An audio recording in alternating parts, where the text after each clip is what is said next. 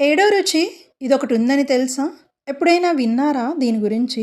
మనకి నార్మల్‌గా షడ్‌రుచుల గురించే తెలుసండి. ఉప్పు, పులుపు, చేదు, వగరు, కారం, తీపి.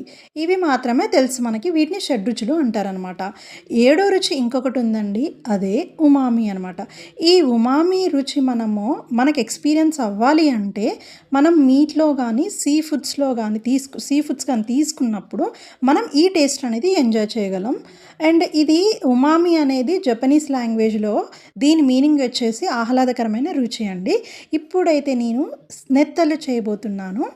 ఒక కడాయి తీసుకొని అందులో తగినంత ఆయిల్ తీసుకోండి. నాకు ఆయిల్ ఎక్కువ తీసుకున్నా అనిపించింది. సో, కొంచెం పక్కకు పెట్టాను.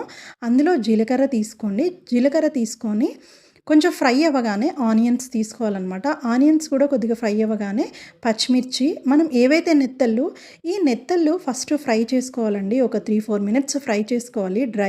డ్రై ఫ్రై చేయాలన్నమాట ఆయిల్ వేయకుండా. తర్వాత ఒక 4, 5 టైమ్స్ మంచిగా వాటర్‌లో వాష్ చేయాలి. సో, ఆనియన్స్ మగ్గాక మనం ఈ నెత్తళ్ళు ఏవైతే కడిగామో మంచిగా అవి వేసుకోవాలనమాట. అండ్ తర్వాత ఉప్పు, కారం, పసుపు అండ్ జింజర్ గార్లిక్ పేస్ట్ వేసుకొని, బెండకాయలు కూడా వేసుకోవాలండి. 1 బై 1 వేసుకోవాలి ఇవన్నీ. One after one.